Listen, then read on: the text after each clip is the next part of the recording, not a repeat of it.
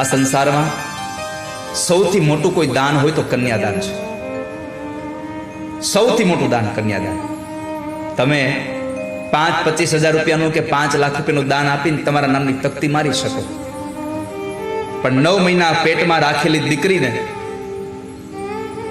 25 વર્ષ સુધીની મોટી કરી અને કોઈ સાથે પરણાવો તોય તમે તકતી મારી ન શકો. અમે દીકરીનું દાન આપ્યું છે. આ સંસારમાં સૌથી મોંઘું દાન એટલે કન્યાદાન છે. દરેક દીકરીના ભાગ્યમાં બાપ હોય છે, પણ દરેક બાપના ભાગ્યમાં દીકરી નથી હોતી. મેં મારી જિંદગીમાં કેટલા એવા પ્રસંગો જોયા છે કે જે દીકરાના ખંભે ચડી અને સ્મશાને જવાનો સમય હોય, ઘટના ઊંધી ઘટે કે બાપ પોતાના દીકરાને ખંભો આપી અને દીકરાને સ્મશાને લઈ જાય. કંધોતર જેવો દીકરો ગુજરી જાય ને તો બાપ કદાચ ન રોવે, કઠણ થઈ જાય, આંખમાં આંસુ ન લાગે, બની શકે. પણ મેં જ્યારે લગ્ન વિધિઓ કરાવી છે, જ્યારે મેં લગ્નમાં ગયો છું, ત્યારે જોયું છે કે ગમે તેટલો મોટો બાપ હોય પણ દીકરીનું કન્યાદાન કરવા બેસે ત્યારે આંખમાંથી શ્રાવણ ને ભાદરવો વરસતા હોય, આંખમાંથી અશ્રુની ધારા નીકળતી હોય. કારણ આ સંસારમાં સૌથી મોટા પ્રેમનું કોઈ પ્રતીક હોય તો બાપ અને દીકરીનો પ્રેમ છે.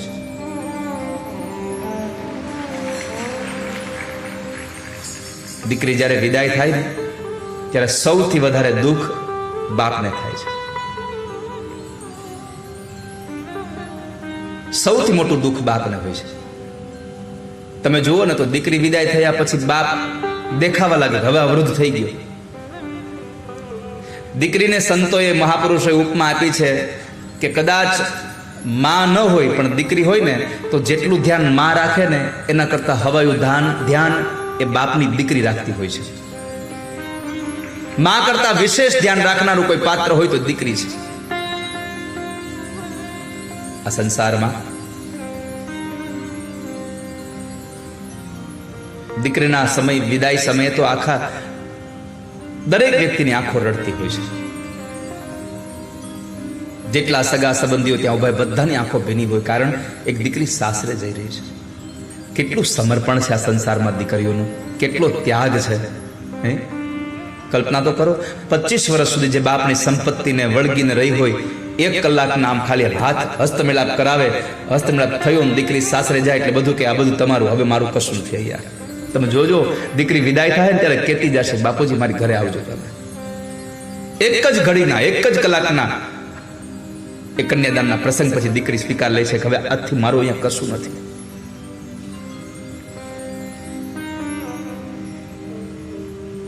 આપણે એક નાનો એવો દસ્તાવેજ કરાવીએ ને જમીનનો, તોય અંગૂઠાના નિશાન આપીએ છીએ. જ્યારે ભારત વર્ષની દીકરી વિદાય થાય ત્યારે 10 આંગળાના નિશાન દઈને જાય છે કે તમારી સંપત્તિમાં આજથી મારો કોઈ હક નથી. હવે 10 આંગળાના નિશાન દઈને જાય છે.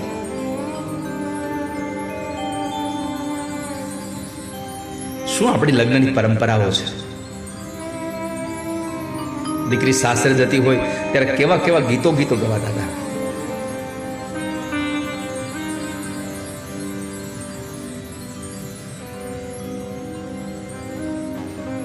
કંકોત્રી લખે ત્યાંથી લઈ અને છેક દીકરી વિદાય થાય ત્યાં સુધીના બધા જ વાનાના ગીતો હતા.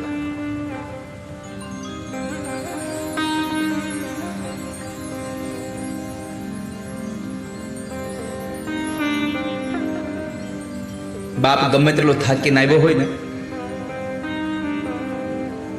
પણ જ્યારે એની દીકરી બાજુમાં આવીને બેસી જાય અને બાપુજીના માથા પર હાથ મૂકે અથવા તો ગાલ ઉપર એક ચુંબન કરી જાય ને દીકરી, બધો થાક ઉતરી જાય. જિંદગીનો બધો થાક એની દીકરી ઉતારી દે. દીકરી સાસરે જાય ને પછી તમારે અનુભવ કરવા હોય તો કરી જોજો. દીકરી સાસરે જાય પછી દીકરી આવવાની હોય ને તો સૌથી વધારે આતુરતા રાહ જોઈને કોઈ બેઠો હોય તો દીકરીનો બાપ બેઠો હોય. સાસરેથી જ્યારે પહેલી વાર દીકરી આવવાની હોય અથવા તો થોડા દિવસ પછી દીકરી આવવાની હોય તો ગામના પાદરે જઈને બેસે, મારી દીકરી હમણાં આવશે.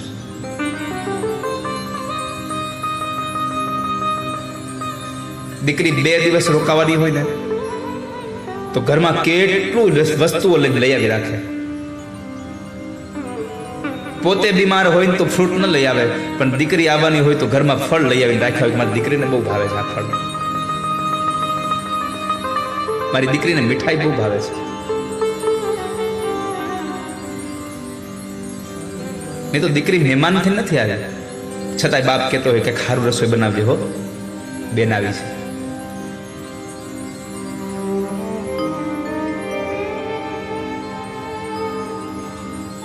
દીકરી તો દીકરી છે.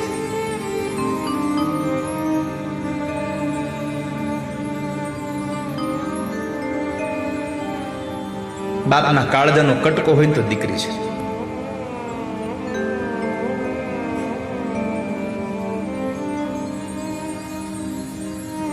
જે ઘરમાં દીકરી હોય છે ને ઘર આખું આમ તમે જુઓ વાતાવરણ આખું પુલકિત હોય એની ઝાંઝરીઓના અવાજથી, એના કલબલાટથી.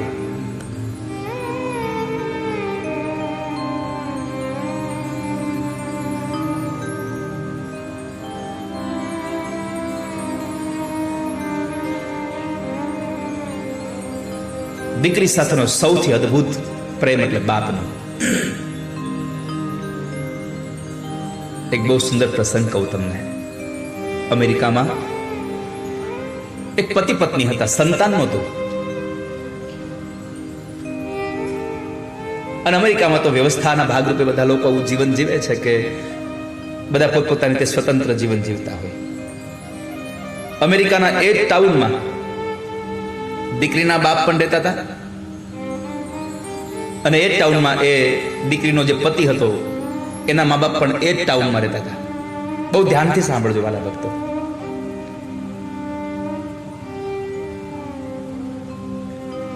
લગ્નના 25 વર્ષ થઈ ગયા, સંતાન નહોતું. એનિવર્સરી આવી એટલે એમણે નક્કી કર્યું બે જણાએ, આપણે આજ એનિવર્સરી છે, આપણે આજે એનિવર્સરી ઉજવીએ. એટલે પત્ની કીધું કે આપણે એનિવર્સરી ઉજવીએ, પણ એક શરત. શું? આજ આપણે ક્યાંય બહાર નહીં જઈએ, ઘરમાં જ રહીશું બે. હું રસોઈ બનાવીશ, તમે જમશો. આપણા બે સિવાય કોઈ જ નહીં, ફોને નહીં, કશું જ નહીં. આપણે કોઈને વાતે નહીં કરી. આજે આપણા બે સિવાય કોઈ જ નહીં. પતિ કીધું કાંઈ વાંધો નહીં, આપણે બે રહેશું, કોઈને મળીશું નહીં. નહીં મળીએ. સવારનો દિવસ પ્રારંભ થયો એનિવર્સરીનો. સવારમાં ચા કોફી બે જણા એક સાથે બેસીને બ્રેકફાસ્ટ કરી રહ્યા છે.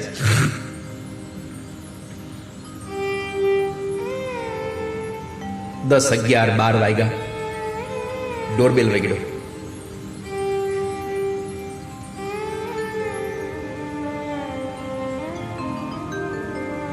દીકરાનો બાપ સવારનો ફોન કરતો હતો એનિવર્સરીની એને શુભેચ્છાઓ આપવા માટે, પણ મોબાઈલ બંધ આવે છે.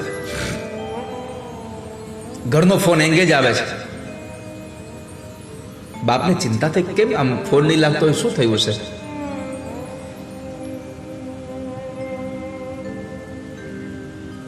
દીકરાનો બાપ ઘરે આવ્યો, ડોરબેલ વગાડે છે. આધુનિક યુગનો એ ડોરબેલ એટલે કે બેલ વગાડે એટલે દરવાજે કોણ આવ્યું છે અંદર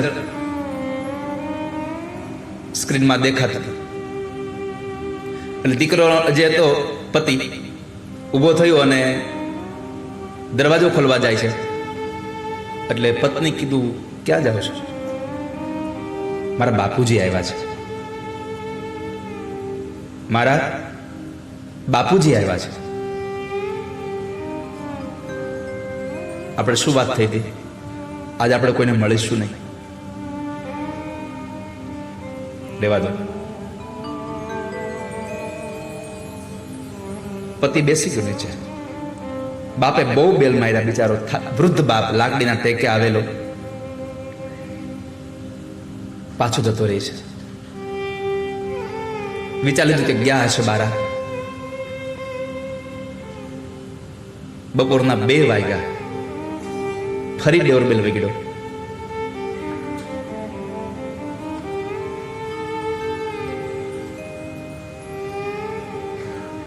પેલો ડોરબેલ વગડ્યો ત્યારે દીકરાનો બાપ હતો. બીજો ડોરબેલ વગડ્યો ત્યારે દીકરીનો બાપનો ફોટો અંદર આવ્યો.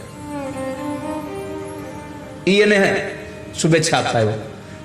એટલે દીકરી ઊભી થઈને, જ્યાં બે જણા સોફામાં જ બેઠા હતા, દીકરી ઊભી થઈને ચાલતી થઈ. પતિએ પૂછ્યું, ક્યાં જા છો? મારા બાપુજી આવ્યા છે. આપણે શું નક્કી થયું છે? કોઈને મળીશું નહીં આજે. સોફામાં પાસી બેસી જાય છે.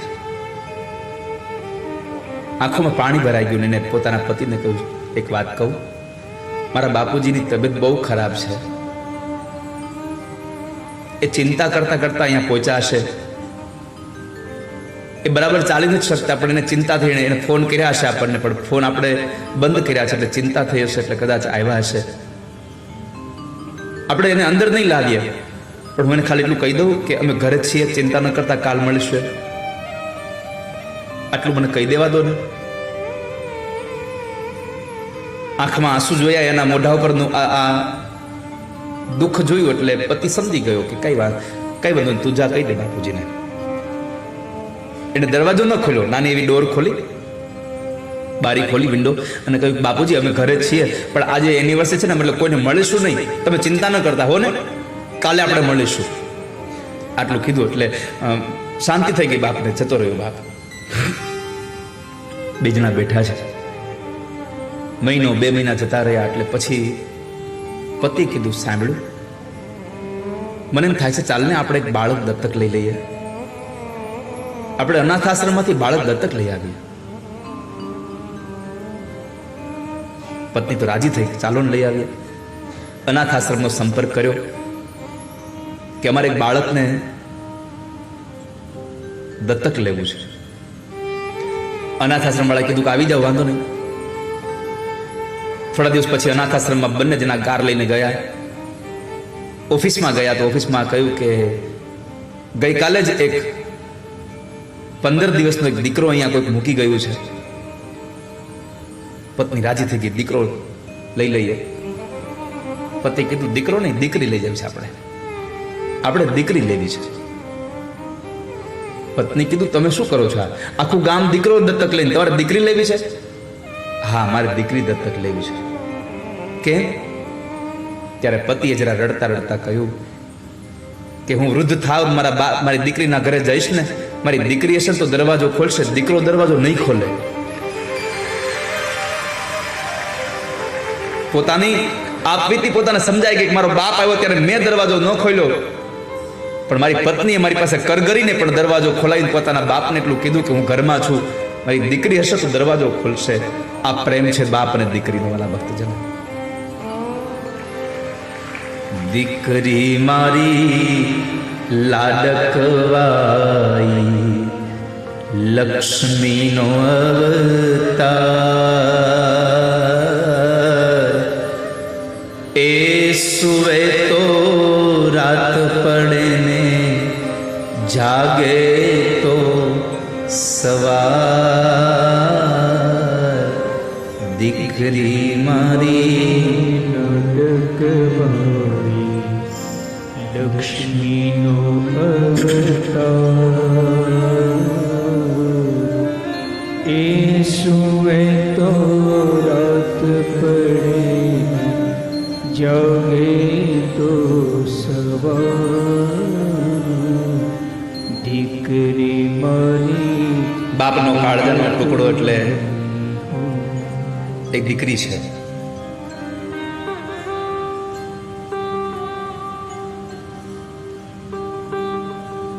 કવિ દાદ બાપુ લખે છે, દીકરી વિદાય થાય ને ત્યારે અકાળે વૃદ્ધ બની જાય તો બાપ હોય છે. કાળજા કેરો કટકો મારો, ગાંઠથી છૂટી ગયો.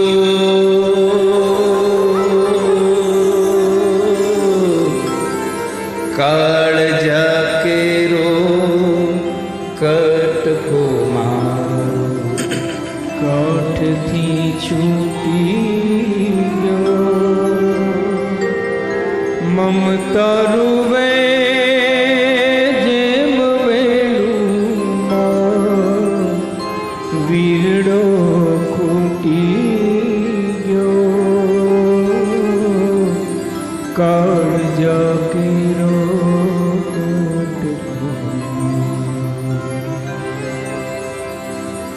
છબતો નહીં જે ધર્મમાં પગ ત્યાંથી જીજો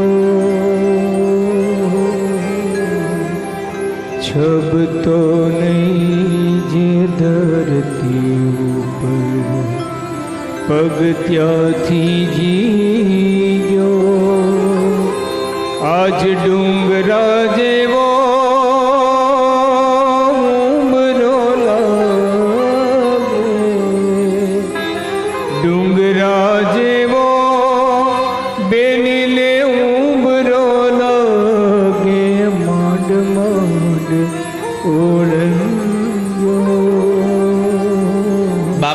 છોડીને દીકરી જાય તો ઉમરો પણ ડુંગરા જેવો લાગે. દીકરી સાસરે વહી જાય પછી જ્યારે તમે જોજો આખા એ પરિવારમાં દીકરી સાસરે જાય ને આખું પરિવાર વળાવવા જાય, દીકરીનો બાપ વળાવવા નહીં જાય. એને એ ઘરમાં બેસ, આખો પરિવાર એને મૂકવા જાય. દીકરીનો બાપ ઘરના ખૂણામાં બેઠો બેઠો રોતો હોય છે.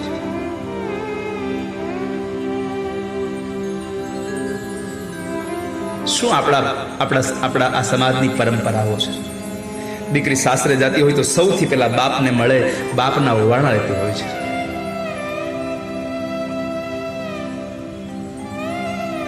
માંડવામાંથી દીકરી નીકળે અને પોતાના વેલડા તરફ જ્યારે બેસવા જાય ત્યારે બાપને ચોખાથી વધાવીને પોતાના બાપના ઓવારણા લેતી હોય છે.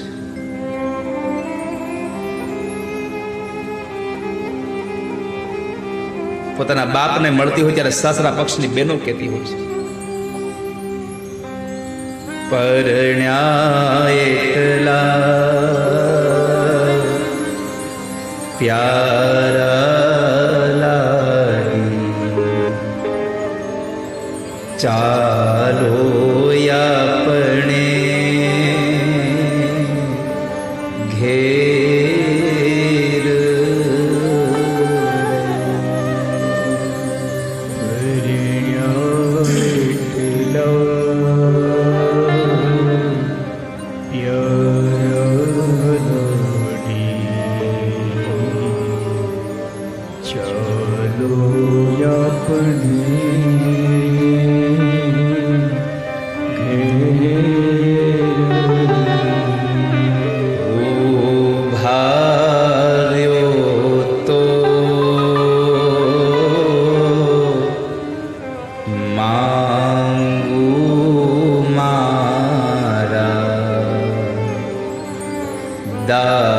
દાદા પાસે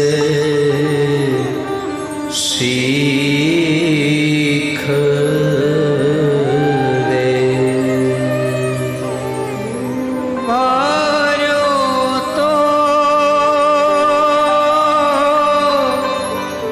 માંગુ મારા દાદા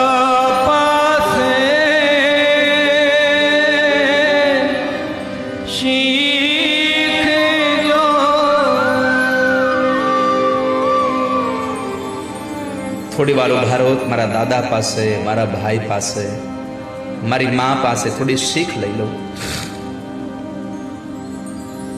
શું આપણા પરંપરાના ગીતો હતા. હવે કેવી શીખ રે લાવી, હવે કેવા બોલ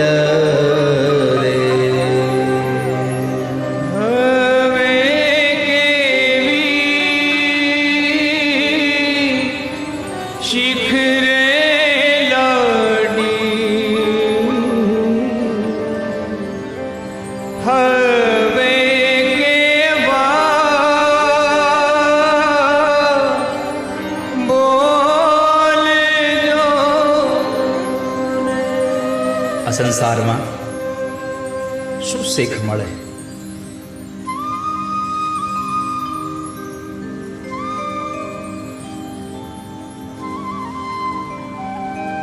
બાપ બીમાર પડ્યો હોય,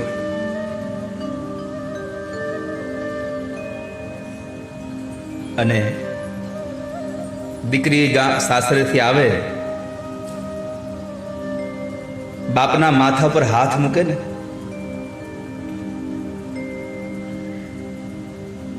તો બાપને એમ થાય કે જાણે કોઈ દેવ આવી મારા માથા પર હાથ મૂકી રહ્યું છે.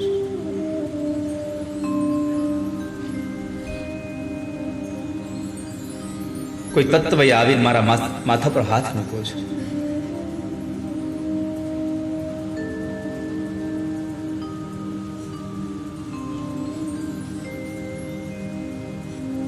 આ વાતને કહેવી તો એટલું કહી શકાય કે વીછીની વેદના તો જેને ડંખ થયો હોય ને એને ખબર હોય.